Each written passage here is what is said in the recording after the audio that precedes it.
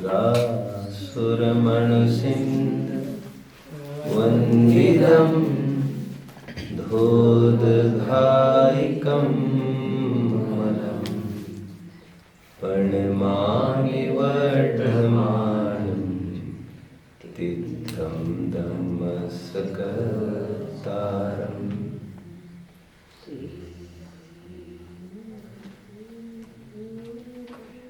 नमः श्रीवर्धमानाय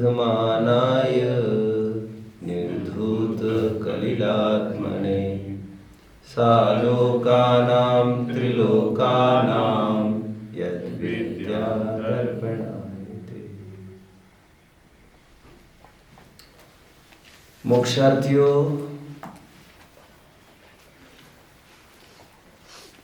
भीमराव अंबेडकर, बाबा साहेब अंबेडकर,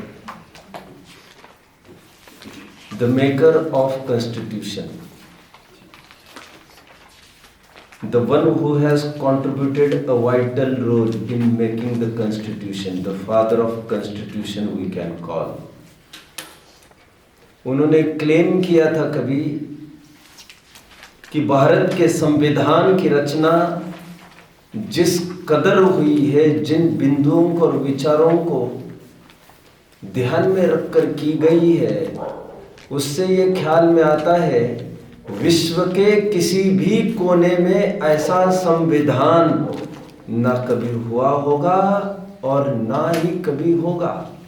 सबसे बड़ा गंभीर तथा निर्दोष संविधान किसी को देखना है तो भारतीय संविधान देखना चाहिए। और आप देखना, इस संविधान पर यदि यह भारत देश चलने में समर्थ हुआ तो नया राम राज्य पैदा करेगा। These were the wordings of बाबा साहेब अम्बेडकर। आपको पता होना चाहिए यह संविधान जो 24 जनवरी 1950 को पूरा हुआ, यह लगभग 3 साल संविधान की रचना कई सैकड़ों विद्वान राजनैतिक पुरुषों के सानिध्य में हो रही थी। डॉक्टर राजेंद्र प्रसाद आदि आदि आदि। 3 वर्ष, लगभग करीबन 3 वर्ष इसको लगे। इसमें 11 सत्र हुए थे, 11 सेशंस, और 11 सेशंस में लगभग 165 मीटिंग्स, 165 बैठकें हुई थी। और सबसे टॉप और ग्रेट संविधान की रचना आखिर हो ही गई। कहने का तात्पर्य, सुनकर आश्चर्य नहीं लगना चाहिए आपको, जितने संविधान की रचना की है भारतीय संविधान की, वो जैन स्क्रिप्चर्स के ही आधार से की गई।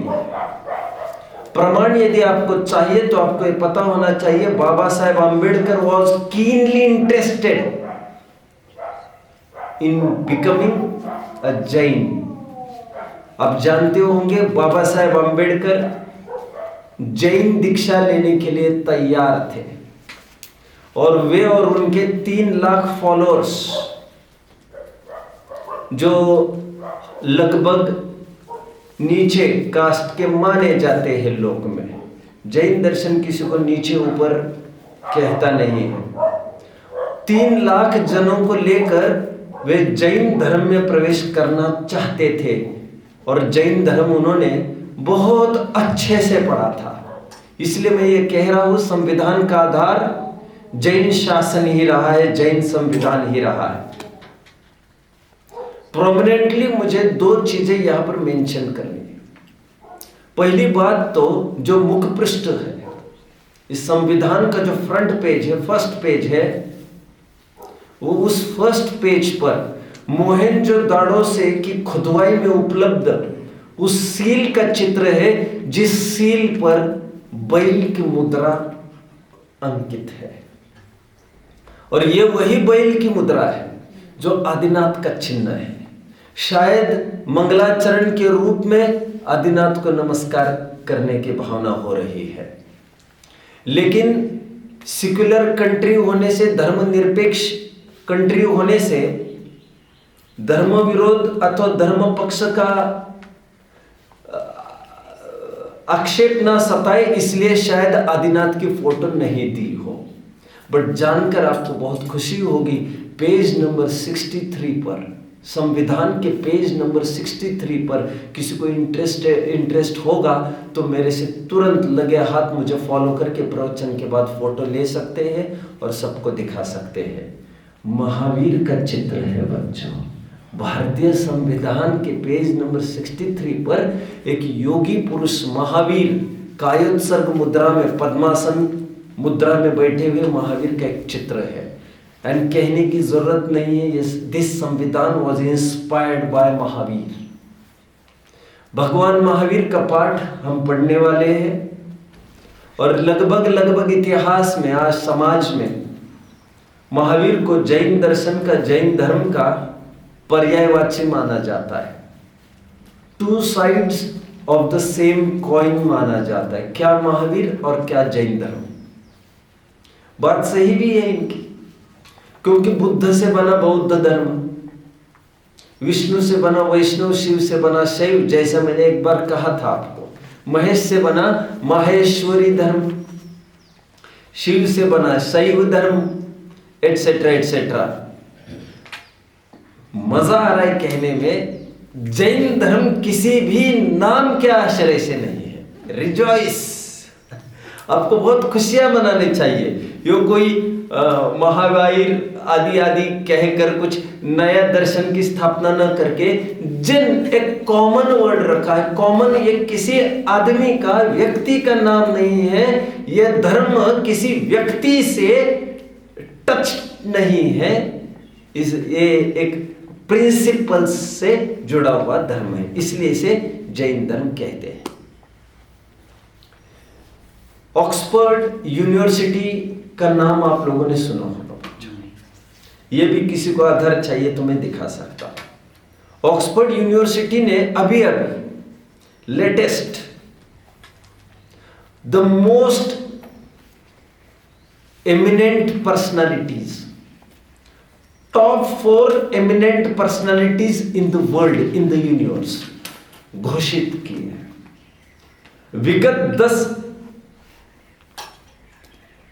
विगत 10,000 वर्षों में सबसे माइटी और पावरफुल 4 व्यक्तियों की एक नामावली जारी की है ऑक्सफोर्ड यूनिवर्सिटी ने। सुनकर आपको हर्ष होगा।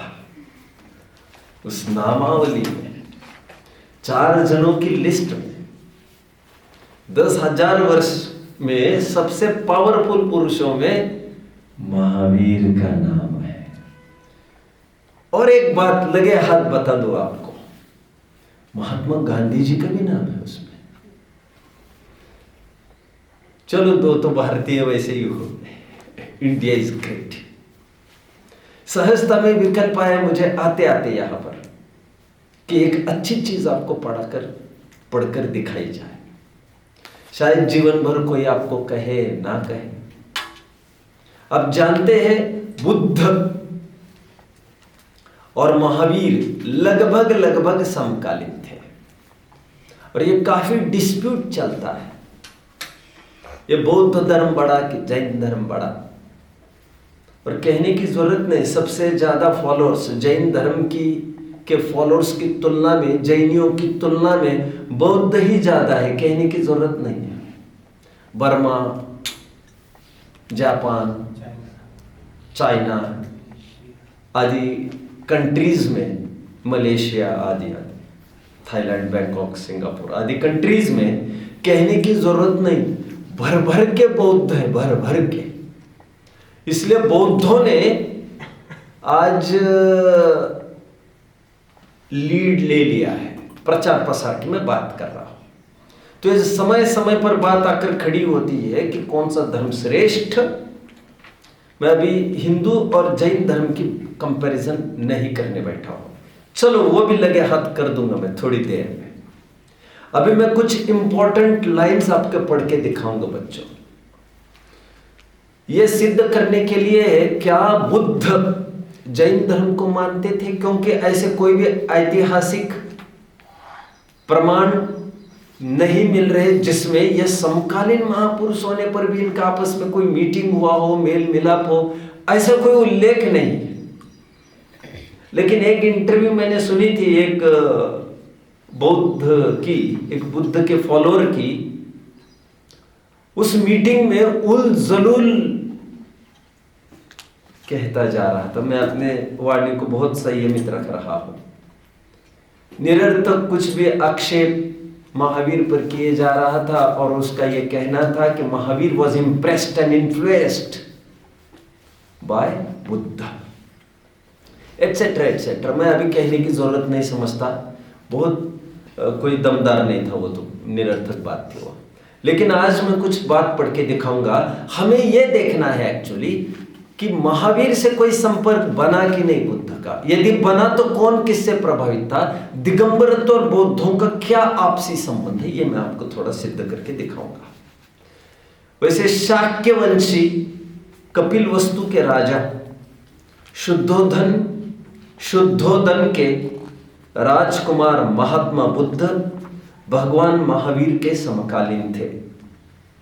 प्रोफेसर भंडारकर हुए हैं बच्चों, नाम सुना तो नहीं होगा। भंडारकर का एक बहुत बड़ा संग्रहालय है। गुरुजी आप सब बातें जानते हो, बहुत अच्छा लगता है। एक संग्रहालय जैसे आपने यहाँ है, ये तो मूर्तियों का संग्रहालय, कुछ पुरातत्व का अथवा कुछ आर्कियोलॉजिकल एस्पेक्ट्स का ये संग्रहालय है। अपना जो म्यूजियम है वो आर्कियोलॉजिकल एस्पेक्ट्स पर आधारित है, जो यहाँ का अपना है। आर्कियोलॉजिकल समझते हो, जो कुछ खुदवाई में मिले शिलालेख है, कुछ प्रतिमाएं मिली खुदवाई में, दैट इज ऑल आर्कियोलॉजी। तो ये है। कुछ म्यूजियम्स ऐसे है, पूना का एक म्यूजियम है भंडारकर ग्रंथालय, जिसमें सभी प्राचीन पांडुलिपियां वगैरह लिखी है। हजारों लाखों पांडुलिपियां वहां पर विद्यमान है। हालांकि मुझे इतना भाग्य अभी प्राप्त नहीं है कि मैं वो ग्रंथालय देख पाया हूं, कभी मौका बनेगा तो मैं देख लूंगा उसको। प्रोफेसर भंडारकर ने JHM इलाहाबाद फरवरी 1925 के पृष्ठ 25 पर कहा है कि महात्मा बुद्ध कुछ समय तक जैन मुनि रहे। कौन कह रहे हैं बच्चों? Bhandarkar is writing, professor Bhandarkar. ये कौन है professor Bhandarkar? You shouldn't ask which religion he belonged to, ये नहीं पूछना चाहिए कौन सी जाति धर्म का था। और भंडारकर कह करे तो समझ में आना चाहिए, तो जैन तो नहीं थे। ये फिलोसोफर्स होते, फिलोसोफर्स दार्शनिक होते हैं, बस वे सत्य की खोज करते रहते, इनका कोई पक्ष संप्रदाय गुट नहीं हुआ करता। बुद्ध कुछ समय तक जैन मुनि रहे। महात्मा बुद्ध की चर्चा कुछ समय तक जैन मुनि के रूप में थी। बौद्ध ग्रंथ मध्यम निकाय, कौन सा ग्रंथ बच्चों? मध्यम निकाय। मध्यम निकाय का थोड़ा अर्थ करके दिखाऊं मैं। ये प्राकृत वर्ड है मध्यम निकाय, चूंकि बौद्धों ने भी प्राकृत भाषा का प्रयोग किया है अपने ग्रंथों में, पाली प्राकृत का, इसलिए मध्यम निकाय वर्ड है। मध्यम मतलब मध्यम, मध्यम मार्ग निकालने वाला है। इससे क्या समझ में आ रहा है ऊपरी तौर पर आप लोगों को बच्चों? मध्यम मार्ग ऐसा उनके ग्रंथ का एक नाम है। ऊपर से क्या समझ में आ रहा है इस ग्रंथ का क्या होगा कंटेंट? त्याग भी नहीं, भोग भी नहीं, न त्यागा न भोगा, राइट। इसमें यही बात है, मध्यम मार्ग इसलिए लिख रहे हैं यहां पर क्योंकि नग्नता तो बड़ा ऊंचा कठिन तलवार की धार पर चलने जैसा उत्सर्ग मार्ग है, वो तो हमसे बनता नहीं। और गृहस्थी तो हमको करनी नहीं, वो तो दुख रूप है, हमसे बनता नहीं। तो वी हैव अडॉप्टेड बीच का रास्ता हमने अपनाया है। लेकिन ये बीच का रास्ता वे कह रहे हैं, हमारे यहां ये कोई रास्ता नहीं। देखिए मध्यम निकाय में पेज 48-49 पर महात्मा बुद्ध लिखते, वहां सौरीपुत्र को बोल रहे हैं, मेरी यह तपस्विता थी, अचेलक था, नग्न था। बुद्ध अपने बारे में क्या बयान कर रहे हैं? मैं कौन था? मैं अचेलक था। अचेलक मतलब बच्चों, चेल मतलब वस्त्र होता है, चेल मतलब वस्त्र। अचेलक मतलब मैं नग्न था। मुक्ताचार, हस्तावलेटनन, हथचट्टा। कुछ समझ रहे हैं आप क्या कहना चाहते हैं? मैं कर पात्री था, ऐसा भी कह रहे हैं। हस्तावलेटनन, नष्ट, हिमाद्यंतिक, बुलाई भिक्षा का त्यागी। बुलाई भिक्षा का त्यागी समझ में आता है? कोई मुझे बुलाए और मुझे भिक्षा दे, ऐसा मैं त्यागी था।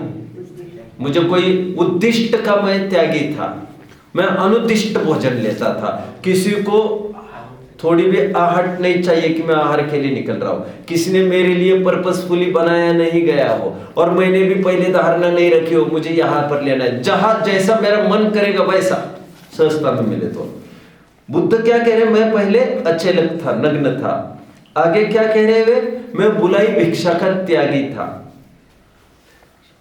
न तिष्ठ भदंतिक, ठहरिए कहकर दी गई भिक्षा को न अपने उद्देश्य से किए गए और न आमंत्रण को खाता था। कितने जन समझ रहे बात को? कोई आमंत्रण दे आपको पधारना है तो ऐसा भोजन मैं नहीं करता था। ये बुद्ध अपनी आप बीती बता रहे हैं। इसे कहते दार्शनिक अवलोकन। क्या कहते हैं बच्चों? Philosophical analysis, philosophical examination. अन्य दर्शन के कंपैरिजन में कहां खड़ा रहता है अपना जैन दर्शन? देखिए, न मछली न मांस न शराब पीता था, शाकाहारी था, केश दाढ़ी नोचने वाला था। गजब, मजा आ गया। क्या था कह रहे? मैं लॉन्च करने वाला था। सीधी बात, मैं केश दाढ़ी नोचने वाला था। इससे स्पष्ट है कि महात्मा बुद्ध जैन धर्म ग्रहण करके जैन साधु हो गए थे।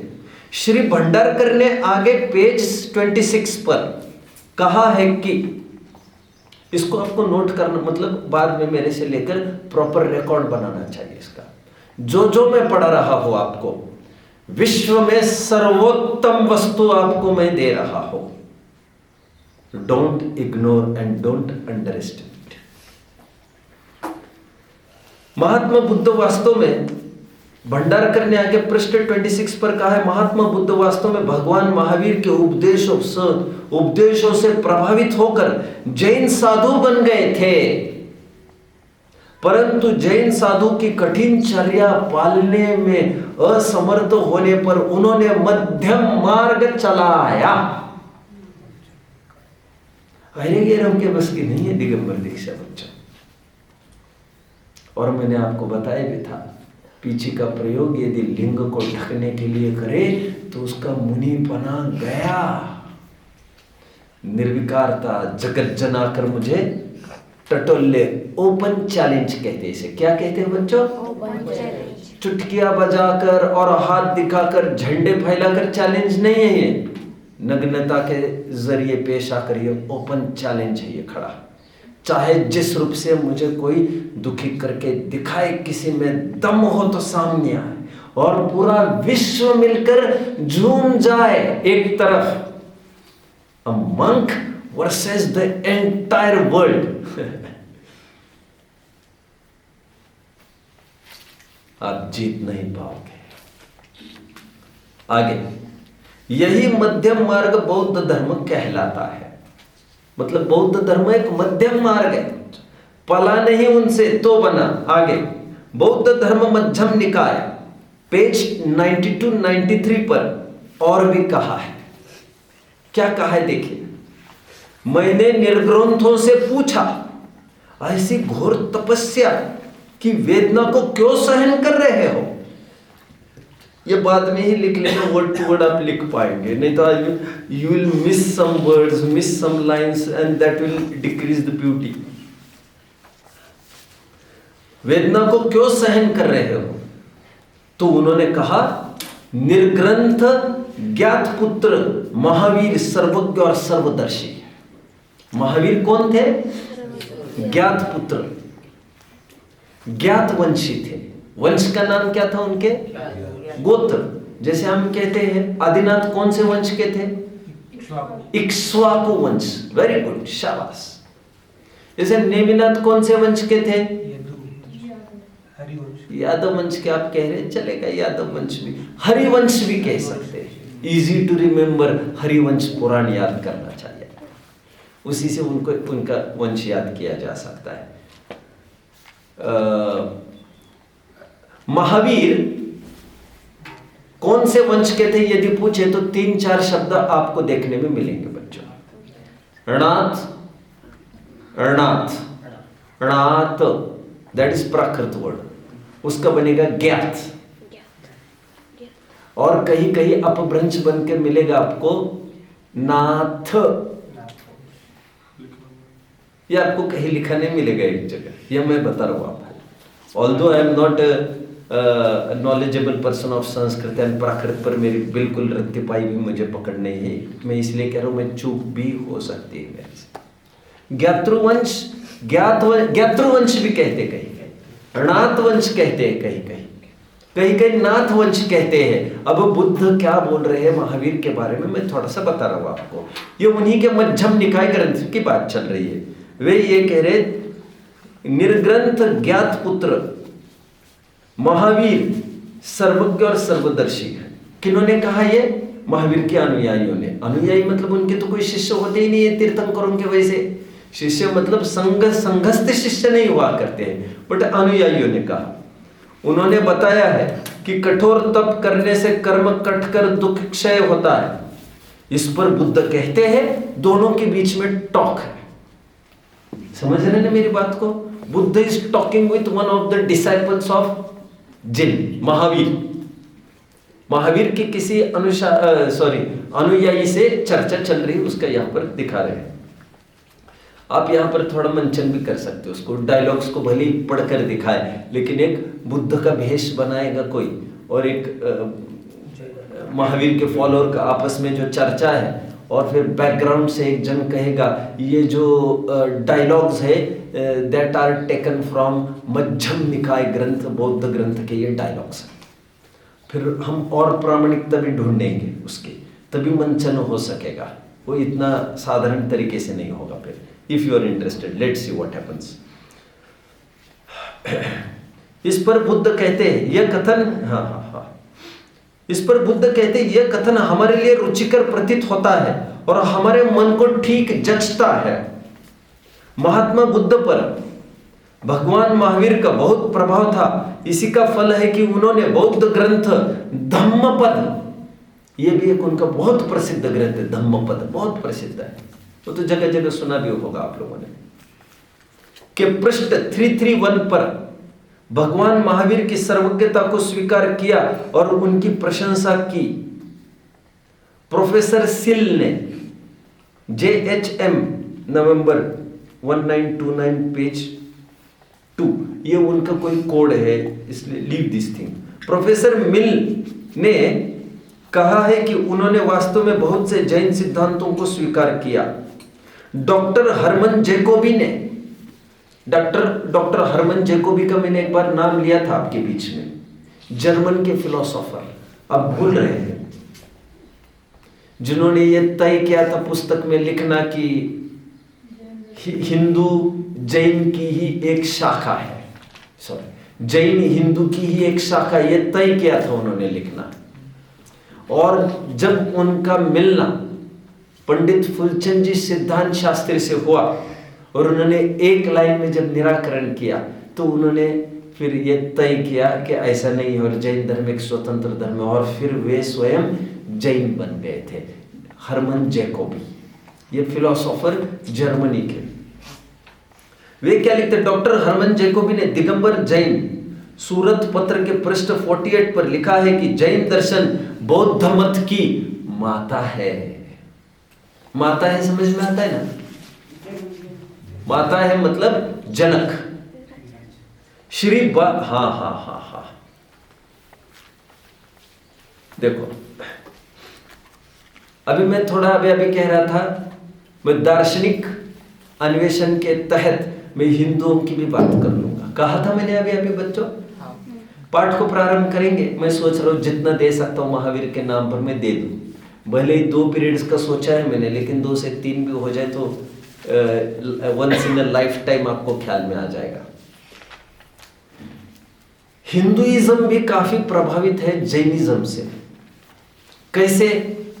मैंने आपको एक बार यह भी कहा था, लोकमान्य तिलक ब्राह्मण थे, पक्के हिंदू थे, और उन्होंने मंच से, शायद महावीर जयंती के दिन, ये भी स्पीच है मेरे पास, महावीर जयंती के दिन उन्होंने मंच से एक बात कही थी, हिंदुओं में आज हिंसा पर रोक लग पाई है, इसका श्रेय जैनियों की अहिंसा को ही जाता है।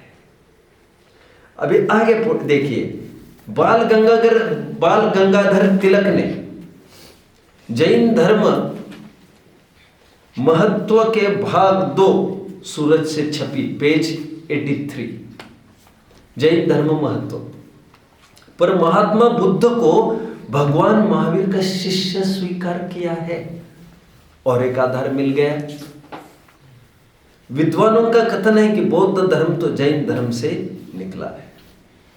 जैन शास्त्र दर्शन सार में, और एक ग्रंथ कौन सा बच्चों? दर्शन सार में महात्मा बुद्ध को जैनाचार्य पिहिताश्रम का शिष्य मुनि बुद्ध कीर्ति के नाम से कहा गया है। उनके गुरु कौन थे?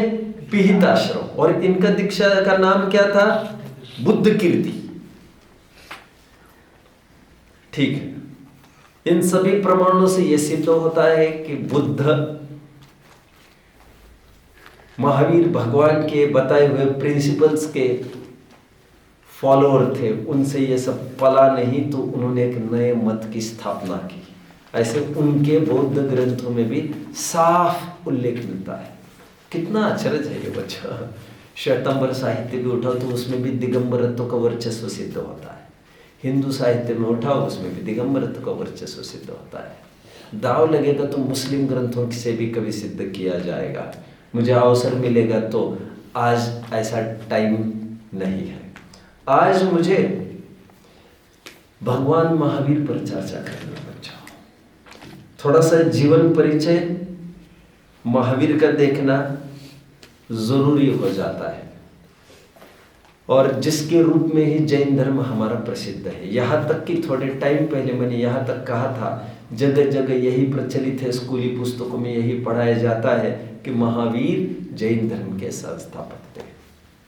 थोड़ा सा हम उनका जीवन वृत्त देख लेते हैं जितना समय हमारे पास है। मैं आपको बहुत पीछे ले चलता हूँ, इतिहासों के उन स्वर्ण अक्षरों और उन स्वर्ण पत्रों की ओर, स्वर्ण पृष्ठों की ओर मैं आपको ले चलता हूँ। आज से करीबन 2600 वर्ष पूर्व में ले चलता हूँ। बहुत एग्जैक्टली मुझे कहना है तो मुझे कहना पड़ेगा 2620 वर्ष पूर्व ले चलता हूँ, और एग्जैक्टली कहना है तो मुझे कहना पड़ेगा 2624 वर्ष पहले ले चलता हूँ। क्या हुआ था 2624 वर्ष पूर्व? महावीर का जन्म हुआ था। मैं बहुत सिंपल आपको बात बताता हूं बच्चों, थोड़ा ध्यान दीजिए मेरी तरह। बहुत सरल है, याद रखना। जब सन 2000 हो गए थे तो महावीर को जन्म हुए 2600 वर्ष हो गए थे। इतना सिंपल है, आपको याद रखना। लगभग साल 6 महीने का यहाँ वहाँ फर्क है, लेकिन आप इतना ध्यान में रखिए। महावीर को जन्म लेकर कितना टाइम हुआ बच्चों? 2623-24 वर्ष हुए लगभग, आप इतना ध्यान रखिए। खैर, मैं तो और उससे पहले और जबरदस्त बात बताता हूं बच्चों। बार्सिलोना, पेरिस, रोम, फ्रांस आदि का जो वैभव आप सुनते हैं आज, जो आकर्षण आप शिकागो, न्यूयॉर्क और लंदन आदि के बारे में लोगों के दिलो दिमाग में है, उससे कम आकर्षण एक स्थान का नहीं था पहले। हां, जो महिमा आज फ्रांस रोम आदि को है वही महिमा पहले एक स्थान को थी। पहला गणतंत्र बच्चों हमारा, पहला गणतंत्र, पहला गणराज्य हमारा विश्व का क्या कहना चाहिए इस अभी अभी काल में, और वह था, बताएगा कोई? वैशाली। वैशाली वज्जी जनपद भी इसे कहते हैं। आप जानते होंगे बच्चों, पहले 16 जनपद चला करते थे, जैसे आज जिसे हम कहते हैं 28 स्टेट्स। 28 स्टेट्स है, आई डोंट नो, 29 हो, ठीक है, वे तो बदलते जाएंगे। पहले 16 जनपद हुआ करते थे। उस 16 जनपदों में एक वज्जी जनपद था, जैसे एक मगध जनपद था, जिसे हम अभी उसको मैं याद, काफी चीजें मैं कहूंगा अभी। आप ये समझ लीजिए, पहले देश को 16 भागों में विभाजित किया था, और देश मतलब कोई, मैं अभी प्रेजेंट भारत की बात नहीं कर रहा हूं। तो ये सब पाकिस्तान तो अभी अभी अलग हुए, पाकिस्तान, बांग्लादेश वगैरह, अफगान गांधार वगैरह, वहां तक जाना पड़ेगा, समझ रहे हैं? ठीक है, मैं कहां तक था बच्चों? वैशाली तक आकर खड़ा हूं। इसे वासोड़ ग्राम भी शब्द मैंने पढ़ा है, हालांकि I was searching so much in the morning, मैंने कहा पढ़ा है उसके लिए काफी मैंने टटोल किया है, लेकिन कुछ मिला नहीं, तो मैं स्मरण के बल पर बोल रहा हूं काफी कुछ बातें। वासोड़ ग्राम कहते हैं, वज्जी जनपद कहते हैं, जिसे मैं वैशाली कह रहा हूं। यह पहला गणराज्य माना जाता है लेटेस्ट हिस्ट्री में आफ्टर पार्श्वनाथ, और वहां के राजा बहुत प्रसिद्ध राजा थे, बोलो, राजा चेटक।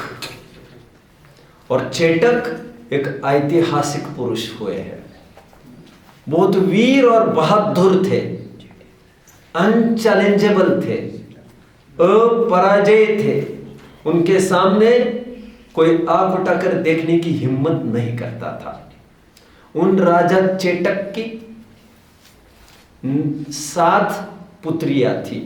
अभी एक बात आपको समझकर चलना चाहिए, ये जो मैं जिक्र कर रहा हूं, ये लगभग 2600-2650 वर्ष पहले का जिक्र कर रहा हूं। आपको हिनादिक रूप में वेरिएशन भी पाया जा सकता है इंफॉर्मेशन। कोई आपको 8 पुत्रियां भी कहेगा, और फिर श्वेतंबर कुछ कहते, दिगंबर। मैं इसमें उलझना नहीं चाहता, मैं ऊपरी बात कह रहा हूं। 7 पुत्रियां राजा चेटक की थी, और 7 पुत्रियों में लेटाइन नेम, 7 पुत्रियों के नाम, एक हाथ पुत्री का नाम कोई बताएगा बच्चों में से ओनली बच्चे बोले, एक हाथ पुत्री का नाम कोई बताएगा? ओहो, राजा चेटक का नाम पहली बार सुना? वैशाली का नाम क्या है? का नाम उसी पुत्री के आधार पर है। हाँ, बस अभी बताएंगे। चंदनबाला का नाम ले लेंगे। लगभग आंख मिच कर सभी भोजनशाला चंदनबाला के नाम पर चलती, या तो श्रेयांश के नाम पर, श्रेयांश भोजनालय या चंदनबाला भोजनालय, ये 2 के अलावा आपको शायद ही कुछ मिलेगा। एनीवे, क्या है विशेषता इनकी, फिर मैं अभी बात करूंगा। चंदनबाला और श्रेयांश में क्या समानता है उसकी भी चर्चा हम कर लेंगे अभी। एक पुत्री का नाम हमारे सामने आ गया है, चंदनबाला, लेकिन वो चंदनबाला, अच्छा, चंदनबाला महावीर की मौसी थी। ओके, ठीक है। देखिए, मैं कुछ नाम गिना रहा हूं। चेलना, एक चेलना के राजा का नाम, और ये सभी लड़कियां जिनकी शादियां हुई थी, लड़कियों की, राजा चेटक की पुत्रियों की शादी हुई थी, वो शादियां राजाओं से ही हुई थी। तो जिन जिन के मैं नाम लूंगा तो उनके आगे राजा आपको लिखना ही है, पर्टिकुलर प्रोविंस के वे राजा थे। जैसे चेलना की शादी किससे हुई? श्रेणी, जिसे इतिहास में किस नामों से बुलाया जाता है? बिंबसार बच्चों, बिंबसार। और वे मगध के अधिपति थे। दूसरी पुत्री का नाम प्रभावती था।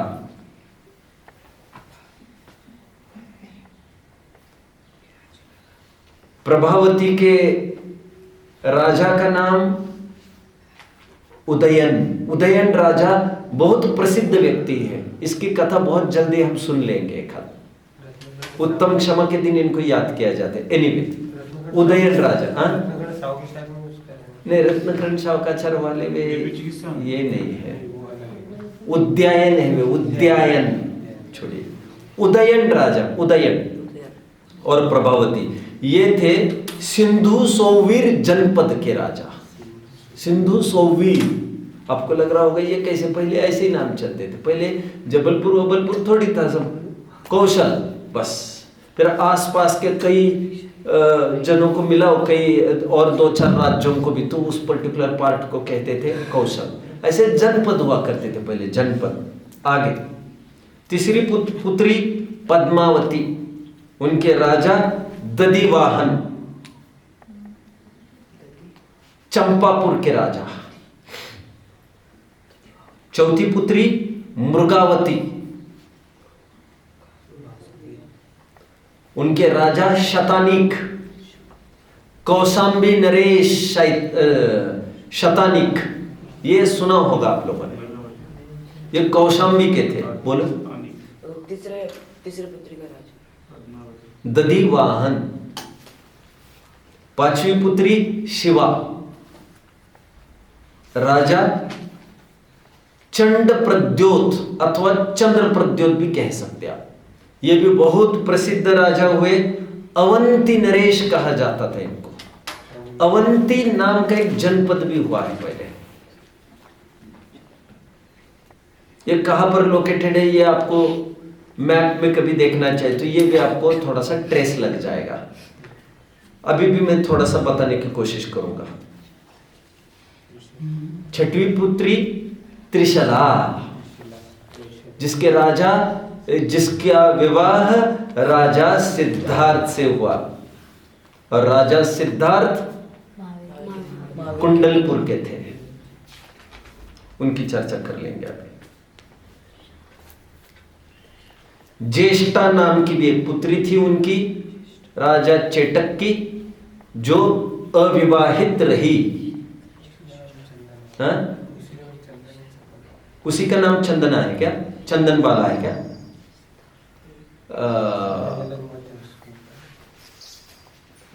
उसी का नाम चंदन बाला हो सकता है, तभी तो 7 नाम बन गए। और कोई कोई जो 8 नाम कहते हैं, वो ऐसे अलग अलग 8 नाम कहते हैं। अब मैं उलझना नहीं चाहता, मैंने इतना ही कहा आपको। यदि 7 मानते तो 6 को अविवाहित कहना पड़ेगा, 6 को विवाहित कहना पड़ेगा, और 1 को अविवाहित अकेली चंदन बाला अविवाहित रही, जिसकी कथा अब हम पढ़ने वाले, अभी देखेंगे, हम जब देखेंगे। चलिए अभी हम आते हैं, त्रिशला की शादी कुंडलपुर के राजा सिद्धार्थ से हुई, और महावीर का जन्म इसी वैशाली ग्राम में चैत्र शुक्ल त्रयोदशी के दिन जन्म हुआ था। उम्र इनकी कुल 72 साल की मानी जाती है। मैं लगभग कह रहा हूं, लगभग, कुछ कम 72 साल है, लेकिन अपन इसी से काम निकाल लेंगे। 72 साल। इन शॉर्ट इनकी कथा 3 लाइन्स में ही बताई जाती है, बहुत सुंदर तरीके से। 30 साल वे घर में ऐसे रहे जैसे जल में कमल रहता है। गेही पे गृह में न रचे जो, जलते भिन्न कमल है। इनकी विशेषता यह है, ये ब्रह्मचर्य से ही रहे महावीर भगवान। श्वेतांबर भाई, इन्हें शादीशुदा मानते हैं महावीर को। उनके पुत्री भी मानते हैं, सुदर्शना नाम की, जो भी। अभी मैं उसमें भी नहीं उलझना चाहता ज्यादा। हम क्या मानते हैं मैं उसी की बात करूंगा। तो महावीर की 30 साल गृहस्थी में गए, फिर मुनि दीक्षा ली उन्होंने। 12 साल तक तपश्चरण करते रहे, मुनि साधना करते रहे। दूसरी लाइन में हम लिख सकते हैं 12 साल उन्होंने जंगल में मंगल किया। 3 लाइन में मैं जो संक्षेप कर रहा था। और फिर बचे हुए फिर से 30 साल, मतलब 72 साल की पूर्णता। उन 30 सालों में फिर से उन्होंने इसी जो माल उन्होंने प्राप्त किया था उसकी प्राप्ति की विधि सबको वे बताते रहे। अर्थात उनकी देशना खिलती रही 30 साल। स्टार्टिंग विथ विपुलाचल पर्वत।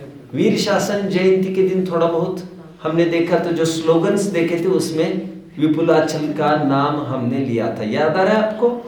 इसी विपुलाचल, क्योंकि ये विपुलाचल उसी मगध डायनेस्टी में आता है जहां पर महावीर रहा करते थे, श्रेणिक जहां के थे। ठीक है। और फिर कार्तिक कृष्ण अमावस्या के दिन महावीर को 72वें साल में पावापुरी से निर्वाण की प्राप्ति हुई। और उन्हीं के निर्वाण दिवस को हम दीपावली के रूप में मनाते हैं। उसे दीपावली कहने का कारण केवल इतना सा है, दीपावली, क्योंकि उस दिन 2 बातें हुई थी। एक तो महावीर का निर्वाण हुआ सुबह सुबह, और उसी दिन वो बुझते हुए दीपक को फटाफट दूसरा दीपक सामने आकर उतना ही उजाला करने लग गया। उनके ही शिष्य गौतम गणधर को शाम को केवल ज्ञान की प्राप्ति हुई गुणावा में, जो पावापुरी के थोड़े पास में है। इसलिए इसे दीपावली के रूप में मनाते हैं, और कोई कोई लोग इसे 2 दीपावली भी कहते हैं। और इस प्रकार अनुबद्ध केवलियों की एक श्रृंखला चालू हुई थी, और 3 अनुबद्ध केवली इसलिए कहे जाते हैं, गौतम के बाद सुधर्माचार्य, और सुधर्माचार्य के बाद जम्बू स्वामी। यह संक्षिप्त कथा हुई महावीर के बच्चों। अभी महावीर के जीवन में कोई ऐसे उतार चढ़ाव नहीं है, ना कोई यहाँ पर नीलांजना का काम है, ना ऐसी मसी कृषि शिल्प वाणिज्य कला का काम है, ना नाभिराय का कोई रोल है, ना मुसिका का कोई रोल है, क्योंकि एक प्रकार से आदिनाथ एक एडमिनिस्ट्रेटर भी रहे हैं, एक राजा जैसा भी उन्होंने काम किया है। ना नंदा सुनंदा है यहाँ पर, और ना ही भरत आदि चक्रवर्तित्व की कोई बात है, क्योंकि ब्रह्मचारियों के जीवन में कुछ घटनाएं घटती ही नहीं है। समझ रहे हैं? रामायण तो लिखा जा सकता है बच्चा, रामायण लिखा जा सकता है खूब, और भी विस्तार से कितने ही रामायण लिखे गए और कितने ही लिखे जा सकते हैं, क्योंकि जो शादियां करते हैं उनके जीवन में दुर्घटनाएं घटित होती रहती है। दुर्घटनाएं उनके जीवन में घटित होती ही नहीं है जो शादी रूप दुर्घटना नहीं करते। इसीलिए इनके जीवन अच्छा, नेमिनाथ के जीवन को भी ब्रह्मचर्य लेने पर भी उनके जीवन का कुछ कहा जा सकता है, क्योंकि वो जब उनकी बारात चल रही थी, जब किस प्रकार का प्रसंग हो गया, किस प्रकार विरक्ति हुई, शादी की तरफ बढ़ रहे थे, लेकिन वो भी शादी का रीजन से ही वो दुर्घटना खड़ी हुई है। आप समझ रहे हैं बात को? इसलिए कोई उतार चढ़ाव इनके वैसे जीवन में देखने में नहीं मिलेगा। साधारण 2-4 घटनाएं जड़ दी है किसी ने महावीर के नाम पर, तो जो जड़ दी है वो आपको लगेगा वो कथा तो सुना ही नहीं, तो इसलिए उसको भी 2-3 मिनट में मैं सुना देता हूँ। आपको पता होगा, एक बार जब महावीर बालक थे, आपस में खेल रहे थे, तो एक जहरीले सांप ने वहां पर आकर अपना स्थान जमा लिया और लोग उससे भयभीत हो गए, और बालक महावीर ने इतनी कम उम्र में उसको अपने वश में किया। हाथी की भी ऐसी एक कहानी आती, मैं ज़्यादा लंबाना नहीं चाहता। उस हाथी को भी, उस तहस नहस करने वाले सब हाथी को भी उन्होंने अपने अधीन कर लिया, और इसलिए कहा जाता है उन्हें वीर अतिवीर ये संज्ञा मिली उनको। वीर अतिवीर, और क्या नाम है उनके? वर्धमान, सन्मति और वर्धमान। उन्हें इसीलिए कहा जाता है क्योंकि जन्म से ही वे 3 ज्ञान के धारी थे। मति श्रुत और अवधि। अब ऐसा विचार करें तो हर एक तीर्थंकर जन्म से ही 3 ज्ञान के धारी होते हैं, ऐसे तो सबको वर्धमान कहना पड़ेगा। इसलिए मैंने कहा मैं ज्यादा नहीं उलझना चाहता, जो मढ़ दिया गया है, लेकिन आपको थोड़ी कहानी सुनना हो तो मैंने आपको कहानी सुना दी। कौन कौन सी कहानी? एक नाग की और हाथी की। वीर अतिवीर वर्धमान। सन्मति नाम इसलिए दिया गया है ऐसा कहते हैं क्योंकि जब 2 रिद्धिधारी मुनिराजों को कोई शंका उत्पन्न हुई और उन्होंने दूर से महावीर को देखा, और आप जानते हैं बच्चों, वैसे मुनियों का और तीर्थंकरों का आमना सामना कभी नहीं होता है। पहले से ही मुनि जमे हो और तीर्थंकर अभी बाल तीर्थंकर हो, अभी तीर्थंकर अवस्था की प्राप्ति नहीं हुई, केवल ज्ञान के आमना सामना नहीं होता। ऐसे 2 ही घटनाएं वैसे, एक मल्लीनाथ के टाइम की एक घटना है जो मैंने पहले बताई थी, आपको याद आ रहा है? मल्ली पुराण में एक घटना है ऐसी, जिसमें मल्लीनाथ अपने मित्रों के साथ कहीं तत्व चर्चा वार्ता कह रहे थे, खेल रहे थे। कहने को भी बहुत अच्छा नहीं लगता हमको, क्योंकि तीर्थंकर का जीवन है। तत्व चर्चा वार्ता कर रहे थे और उसी समय में वहां पर दूर से मुनिराज जा रहे थे, तो उनके कोई मित्र वहां पर गए भी थे, लेकिन वे गए हैं ऐसा उल्लेख नहीं मिलता है कहीं। यहाँ पर चर्चा हुई थी, आप भूल रहे हो बच्चों। इसलिए मैंने कहा था अभी तीर्थंकर का जो जीव है वो किसी के सामने कभी झुकता नहीं है, ना कभी देव दर्शन भी करता है, और ना किसी मुनि का भी सामना उनका होता है। ये मैंने शायद देव दर्शन पाठ में कहा होगा या तीर्थंकर भगवान पाठ में कहा होगा। यह भी एक उदाहरण है बच्चों महावीर भगवान का, कि वहां पर कोई मुनिराज आए और उनकी शंका का समाधान हो गया, और इसलिए महावीर का नाम सन्मति भी दिया गया, जिसको देखकर मति जागृत होती है, शंकाओं का समाधान होता है, इसने ऐसे उनको सन्मति नाम दे दिया। और जिन कारणों से उनको महावीर कहा जाता है, कर्मों के अभाव का, वो सच्चा उनका कारण है। कुछ घटनाएं जुड़ी हैं इनके जीवन से, शिक्षाएं में जब प्रसंग आएगा कहता रहूँगा। वो इम्पोर्टेंट घटनाएं कुछ है, वो मैं थोड़ी सी आपको कह देता हूँ। आप जानते होंगे महावीर भगवान के मुनि काल में भी 165 दिन उनको आहार नहीं मिला था। ये जानता है आप में से कोई? 165 दिन मतलब लगभग कितना टाइम हो गया बच्चों? लगभग 6 महीने हो गए, राइट? 175 दिन हो रहे, नहीं सॉरी 165 दिन बोला ना मैं। चलिए, लगभग इनका सेकंड रिकॉर्ड है आदिनाथ जैसा आपको लग रहा होगा, लेकिन भाई आदिनाथ का जो है वो पारणे की बात थी, पारणे की। महावीर का ऐसा नहीं है। बाकी जितने भी तीर्थंकर हुए हैं उनके दूसरे दिन आहार हुए, तो महावीर का भी आहार तो हो चुका था, बट बाद में किसी पर्टिकुलर काल के बाद 165 दिन का गैप पड़ गया जब उनको आहार नहीं मिला, और वे रोजाना आते थे। ये कहाँ की घटना होगी बच्चों? ये कौशंबी की घटना है बच्चों। आपको बहुत अभी आनंद आने वाला है, बहुत आश्चर्य भी होगा जो मैं कह रहा हूँ। कौशाम्बी में ये घटना कैसे हुई मैं थोड़ा बताता हूँ बच्चों आपको। चंदनबाला अभी कुमारी थी, अविवाहित थी, और वो बाग में बगीचे में क्रीड़ा कर रही थी, तत्व चर्चा कर रही थी। छोड़िए इन बातों को। तो किसी ने उनको किडनैप किया, किसी विद्याधर ने उठाया और उनकी सुंदरता पर आकर्षित हो गए, उनको भोगना चाहा, लेकिन वो भोग नहीं पाए। इसके डर से उसके डर से जो कुछ होता रहा, और चंदनबाला इससे उनके हाथ चली गई, उससे एक जन से दूसरे हाथ बिक गई, वो कितनी बार कितने जनों को बेची गई, और अंततोगत्वा वह किसी एक बड़ी वेश्या को बेची गई। कौशाम्बी के कोठे पर उसकी नीलामी चल रही थी चंदनबाला की। अभी आप समझ सकते हो बच्चा, महावीर की मौसी। महावीर कोई साधारण आदमी नहीं था, चेटक कोई साधारण आदमी नहीं था, चेटक की पुत्री, और आगे गणिनी की शिरोमणि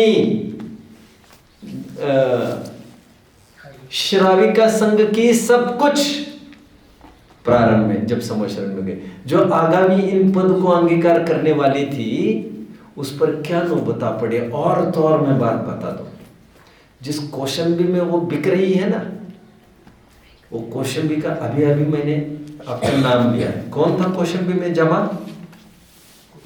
मृगावती उसकी सगी बहन, वहां की रानी थी। और शतानिक ये वहां के राजा थे, उनका टेरर था, और उनकी बहन वहां पर बिक रही थी। और किसी को पता ही नहीं किस पर कैसे कैसे दिन आ सकते हैं। ये बड़ी विचारणीय बात है। मेरी सगी बहन, मेरी साली, समझ में आता है बच्चों? लेकिन ना चंदनबाला ना मृगावती कुछ कर सकी, ना शतानिक भी कुछ कर सके।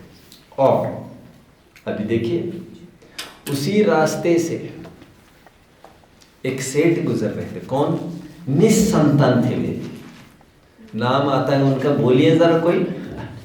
अब इस नाम से भोजनशाला कोई खुलवाने को तैयार नहीं है।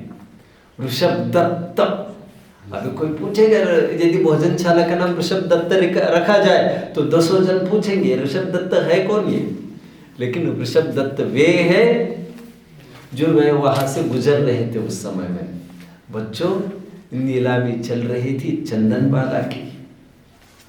बड़े से बड़ा फिगर आंकड़ा बोला जा रहा था बड़े बड़े लोगों के द्वारा।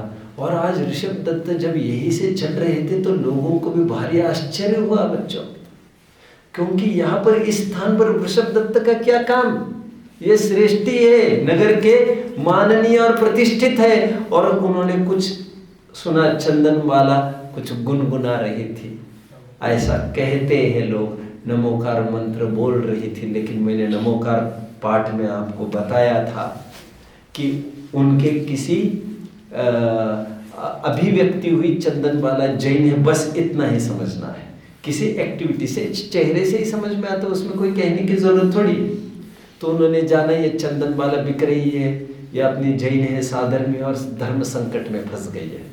तो काफी पैसा देकर उन्होंने ही खरीद लिया उसको, और खरीद कर वे घर पर लेके आए। वो कथा आपको पता होगी।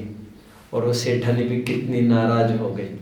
एक डायलॉग जरूर मैं रोक नहीं पा रहा हूँ कहने को। सेठानी ने ये कहा है, इस लड़की पर ये कौन लगती है आपकी, और इस लड़की पर आपने इतना पैसा लगा दिया बोले। तो ऋषभ दत्त का बहुत फेमस डायलॉग है पुराण का बच्चों। और ऋषभ दत्त ये कहते हैं, आज इस चंदना पर मुझे यदि पूरी जायदाद भी लगानी पड़ती तो मैं लगा देता। मैं स्वयं को धन्य समझता। प्रभावना अंग में पंडित टोडरमल जी लिखते हैं पुरुषार्थ सिद्धि उपाय का भावार्थ करते समय, यदि हमारा तन मन और धन नौछावर करके, तन की भी बात कर रहे हैं, आप धन की बात कर रहे हैं, तन को नौछावर करके भी यदि हम अपने साधर्म की रक्षा कर पाए तो हमारा धन, हमारा तन सार्थक समझना। प्रभावना में अब उसको शक होने लगा कि इन दोनों में कुछ है, जबकि पिता पुत्री जैसा संबंध था उनका। और शक भी होने का कारण ये था, एक दिन बाल खुले थे चंदनबाला के, और वे बाल किसी बहाने सेठ के ऊपर टच थे, मान के चलो स्पर्श कर रहे थे। तो उनको इतना गुस्सा आया, एक दिन जब सेठ जी बाहर गए थे तो उन्होंने चंदनबाला को मुंडवा दिया है कि कोई फोटो लगी है भोजनशाला में?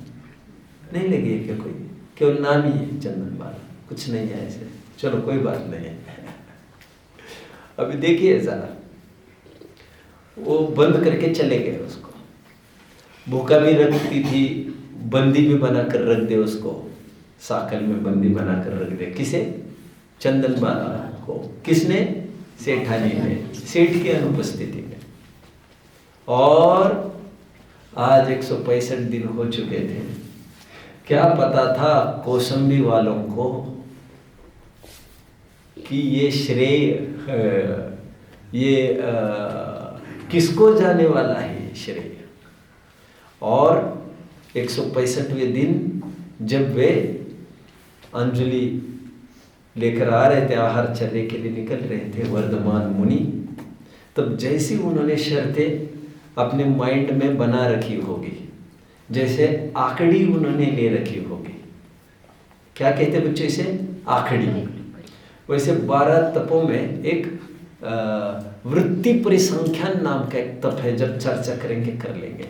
अटपटी शर्तें रखते हैं, ऐसा मिला तो ही आहार करूंगा, ऐसा मिला तो ही आहार करूंगा। और जैसे आदिनाथ का हाल था वैसे महावीर को भी आहार देने के लिए सब लालायित थे, क्योंकि यहाँ पर तो लोग समझदार हो गए थे। पार्श्वनाथ को जाकर अभी 250 वर्ष भी नहीं हुए थे। कितना गैप है दोनों के बीच में, केवल 250-300 वर्ष का गैप था पार्श्वनाथ और महावीर के। मतलब अभी भी पूरा जोर था सदाचार का। खैर, मुनि भी थे अभी तो, भले यहां नहीं थे, समझ रहे हैं क्या, उनकी परंपरा के अभी भी यत्र तत्र दिखते थे, कोई दूर जनपदों में कहीं रहे होंगे। एनीवे, तो मैं क्या कह रहा था बच्चों, तो उन्होंने 4 अटपटी शर्तें रखी थी। कौन कौन सी, मन में तय कर ली थी। उनके कोई गुरु और शिष्य तो होते नहीं है तीर्थंकरों के, और वे मौन भी धारण करते हैं, आप सब जानते हैं। कौन सी 4 चीजें थी, सिर मुंडाए हुए हो 1, 2 बंधन, राजपुत्री हो 2,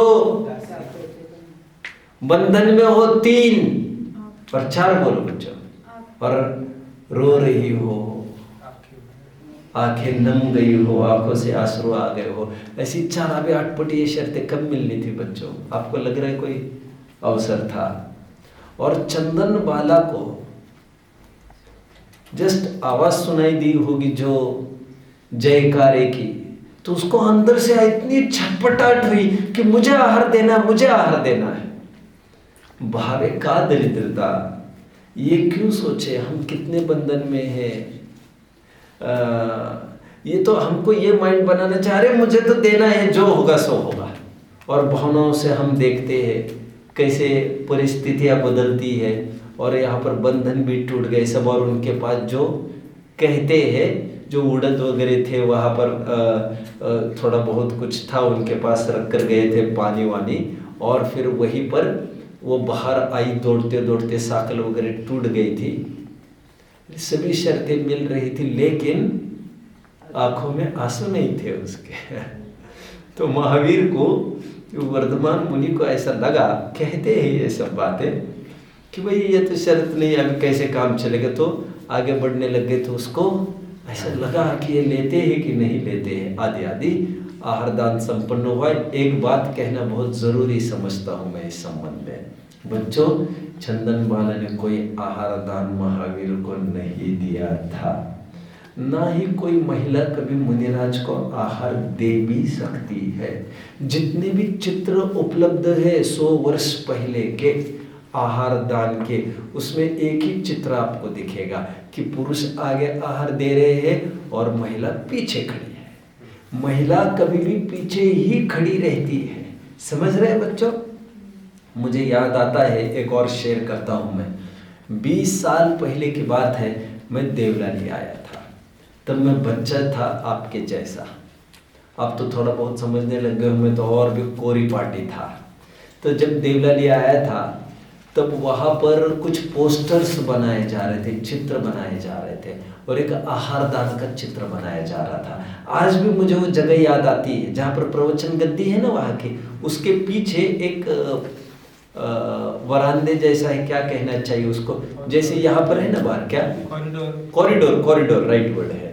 तो कॉरिडोर जैसे यहाँ पर है वैसे पीछे कॉरिडोर है वहाँ पर देवलाली सभा में, प्रवचन हॉल में देखा आपने, अभी भी है क्या, अभी भी है।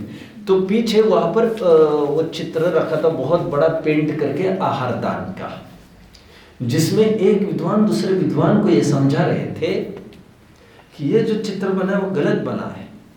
कह रही है महिला आगे नहीं चाहिए, महिला पीछे चाहिए और पुरुष आगे चाहिए। आप समझ रहे हो बच्चों। अभी भी मैं और एक थोड़ी बात आपसे शेयर करता हूं। अभी मंगलायतन से भी कुछ काफी पुस्तकें छप रही है, छपती रहती है। तो छपने में कुछ ऐसा हुआ, आहार दान का एक जगह दृश्य है। आहार दान के एक दृश्य में आगे आहारदात्री दिखाई गई है और पीछे आहारदाता, पति पत्नी होंगे डेफिनेटली, समझ रहे हैं ना। तो मैंने कहा ये गलत है ये बात। तो फिर कह रहे क्या किया जाए, लेकिन वो बहुत अच्छे से पहचान नहीं सकते कौन पुरुष और कौन स्त्री है। तो कोई कोई ये कहते नहीं नहीं ये आगे वाली स्त्री है, और कोई कोई कहते नहीं आगे वाला पुरुष है। क्यों ऐसा क्यों कंफ्यूजन हो रहा है? क्योंकि पहले जमाने में लगभग सभी कंगन जैसे सभी पहनते थे, लगभग वो देखकर पर्टिकुलर, और सिर तो सबके बांधे रहते हैं, तो ये तय करना मुश्किल जा रहा है थोड़ा लेडी कौन है और पुरुष कौन है। लेकिन हल्के परमाणु से लग रहा है लेडी पीछे है। तो मैंने इतना ही संकेत किया उनको, आप काहे के लिए झगड़े में उलझ रहे इतने, आप तो सीधा नीचे कह रहे अभी चित्र बदलना पड़ेगा, नया पब्लिकेशन करना पड़ेगा। मैंने कहा कुछ नहीं करना इतना, बस आगे लिख दो श्रेणिक और पीछे लिख दो चेलना, खत्म हमारा झगड़ा। तो चंदन बाला ने आहार दिया ऐसा क्यों प्रसिद्ध है, ये भी मैं लगे हाथ आपको बता देता हूँ बच्चों। जो निमित्त होता है करने में, उस पर करने का आरोप आता है। जैसे मैं आपको ये पूछूं ये स्वाध्याय हॉल किसने बनाया है, तो आप क्या कहेंगे? किसने बनाया? क्या नाम बताइए एक जन का, बोलो किसने बनाया है? ये किसने बनाया? ये पूरा मंदिर वगैरह किसने बनाया? ये सब किसने बनाया? नाम बोलो मुझे इनका, कुछ तो बोलिए बच्चों। आप बोलेंगे धन्य कुमार बेलोकर, राइट? मैं नाम सही कह रहा हूँ? मुझे ज्यादा तो जानकारी है नहीं। यहाँ पर स्टैचू लगा है, नाम एक ही आएगा। चलो मंगलायतन किसने बनाया, क्या कहेंगे आप? पवन जी ने बनाया मंगलायतन। तो मैं कभी कभी ये पूछ लेता था मजाक में, पवन जी ने मंगलायतन बनाया, उन्होंने मंदिर बनाया, गार्डन बनाया, क्या बनाया? तो कोई कहे नहीं नहीं उन्होंने सब कुछ बनाया। तो मैं फिर प्रश्न है, तो उन्होंने कितनी ईंटें लगाई होगी आपके हाथ से, आपको क्या लग रहा है? मैं कह नहीं रहा हूँ इन लोगों ने तो किए भी होंगे, लेकिन वहां पर ईंटें लगाने से मतलब नहीं है बिल्डिंग बनाना। मतलब बिल्डिंग बनाना मतलब स्वप्न दृष्टा की बात होती है। देखा ड्रीम्स किसने देखे थे, किसने मन में ठान ली थी? क्या शाहजहां ने बनाया था क्या ताजमहल? वो तो कारीगरों ने बनाए थे, लेकिन कहने को क्या कहा जाएगा? बनवाया को ही बनाया कहते कहीं कहीं, जिसकी भावना उसमें जुड़ी है। ठीक उसी प्रकार चंदन बाला को देखकर उनको विधि तो मिल गई। फिर अड़ोस पड़ोसियों ने वहां पर आकर नाम उन्होंने नहाया था, और अकेली महिला से तो वैसे ही काम नहीं है। अकेली महिला के पास तो खड़े रहने का काम भी नहीं है उनका, वे तो वहां पर जाएंगे भी नहीं। ये सम्राट चंद्रगुप्त के जीवन परिचय से आपको पता चलेगा, फिर कभी बताऊंगा। वे आहार करने के लिए गए थे, तो एक दिन बिना आहार के आए, तो उनको पूछा गया बिना आहार के क्यों आए? तो सम्राट चंद्रगुप्त ने, सम्राट तो अभी रहे नहीं थे, चंद्रगुप्त ने भद्रबाहु जी को कहा नहीं एक ही महिला थी वहां पर, इसलिए मैंने आहार नहीं लिया, और दूसरा कोई भी नहीं था। तो उन्होंने कहा अच्छा किया आहार नहीं लिया। तो वैसे ही संभव नहीं था। इसका मतलब मानना पड़ेगा इन्वॉल्वमेंट अड़ोस पड़ोसियों की, क्योंकि काय की शुद्धि के बिना तो वैसे ही कोई किसी को आहार नहीं दे सकता। और जो उनको पास 3 दिन से कोदो पड़ा था, तो कि उससे कैसे आहार हो जाएगा उनका कोई? तो ये आपस में ये सब समझना चाहिए, ठीक है। एक घटना जरूर मैं बताऊंगा और फिर बस करूंगा, टाइम अपना हो गया है। कितने जन ने नाम सुना? एक शांति सागर महाराज हुए हैं, नाम सुना है आपको? मैं किसी विशिष्ट कारण के पीछे उनका नाम ले रहा हूँ। वैसे किसी का नाम लेना मुझे क्योंकि मुझे किसी की भी कोई जानकारी नहीं, मैं रात दिन मेरी गर्दन पुस्तकों में जनवानी में ही गड़ी रहती, तो मैं किसी का नाम लेने का मुझे किसी का पता ही नहीं, तो मैं नाम काय के लिए लेता बैठूं। लेकिन एक इम्पोर्टेंट बात मैं आपको कह दूं, शांति सागर महाराज हुए हैं जिन्होंने 21 दिन तक उनको आहार नहीं मिला था। कितने जन जानते इस बात को? उन्होंने एक अटपटी शर्त रखी थी। उन्होंने अटपटी शर्त क्या रखी होगी दिमाग में, कोई बताएगा? उन्होंने ये रखा था मैं वहां पर भोजन आहार करूंगा जिस घर के सामने बैल के सींग पर गुड़ लगा हो। अब गुड़ लगा हो बैल के सींग पर, ये कभी संभव है देखना? गुड़ संभव है क्या देखना? लेकिन देखो 21 दिन तक आते कहते हैं, इसलिए मैं ज्यादा ग्रंथों की बात नहीं कह रहा हूँ, ये लोग में जो चर्चा में बात है वो कह रहा हूँ। तो 21वें दिन जब आहार करने के लिए ऐसा ही हुआ, बैल एक जगह से निकल गया और वो थोड़ा मत्त जैसे हो गया, पागल जैसे हो गया, दौड़ने लग गया यहाँ वहाँ, और दौड़ते हुए बचाव के रूप में उन्होंने एक दुकान के सामने जाकर वहाँ पर बोरा रखा था गुड़ का, उसने डर के मारे, उसको लगा कोई सामने आ रहा है, तो उसने अपने सींग उसमें गुस्सा दिए तो गुड़ से लिप्त हो गई, फिर वो आगे जाकर एक जगह रुक गए और वहाँ पर आहार की विधि मिल गई, कहते फिर आहार दान संपन्न हुआ। मुझे ये सब कुछ नहीं कहना है बच्चों, मुझे इतना ही कहना है। वहाँ पर बाद में एक ही चर्चा हुई, आज का आहार इस बैल ने दिया। अब बैल कोई आहार दे सकता है क्या? लेकिन जिसके निमित्त से विधि मिली उसको भी आहार दाता कहने में आता है। इस बात का विशेष ध्यान आपको रखना चाहिए। एक लेडी से कभी भी मुनिराज आहार इसलिए नहीं ले सकते क्योंकि मुनिराज में और नारी में इतना कम अंतर संभव ही नहीं है। उनको विकार के पूरी संभावनाएं खड़ी मिलेगी, राइट। यहाँ तक कि ऐसा भी उल्लेख जिनवाणी में मिलता है, 5, 6 या 7 हाथ दूर मुनिराज से महिलाएं बैठे। कितने? यदि आचार्य हो तो 5 हाथ, उपाध्याय हो तो 6 हाथ, साधु हो तो 7 हाथ। आर्यिका भी आती है तो ये कम से कम इतना डिस्टेंस तो है। और आहारदान में तो ऐसा कोई फॉलो ही नहीं होगा तो उनको विकार सताएगा तो ये भारी रिस्क हो जाएगा। ये विशेष बात समझने की है। ओम। निज ने बताई यह अनंत